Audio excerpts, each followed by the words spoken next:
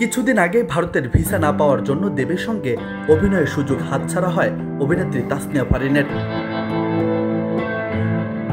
এবার একই সমস্যায় পড়লেন কলকাতার দুই নায়িকা। ভারতীয় সংবাদ মাধ্যমের প্রতিবেদন অনুসারে টলিপাড়ার দুই অভিনেত্রী ঋতুপর্ণা সেনগুপ্ত ও স্বস্তিকা মুখোপাধ্যায় বাংলাদেশে আসার ভিসা পাচ্ছেন না, যে কারণে আটকে রয়েছে দুইটি সিনেমা। একই কারণে ওপার বাংলায় যেতে পারেনি তাসনিয়া ফারিন, যে কারণে দেবের ছবির প্রতীক্ষাতে নায়িকা হওয়ার সুযোগ হাতছাড়া হয়েছে এই অভিনেত্রীর।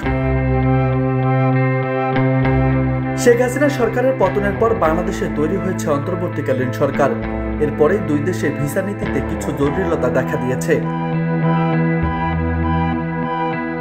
ফলে আপাতত বাংলাদেশে শুটিং করার ওয়ার্ক পারমিটের আবেদনে সাড়া পাচ্ছেন না কলকাতার দুই অভিনেত্রী, তাই শুটিং করতে বাংলাদেশে আসতে পারছেন না তারা, যে কারণে দুই বাংলার ফিল্ম ইন্ডাস্ট্রিতেও প্রভাব পড়েছে।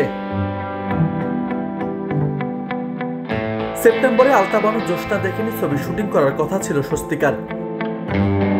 অপরদিকে তড়িৎ সিনেমায় কাজ করার কথা ছিল ঋতুপর্ণা সেনগুপ্তর।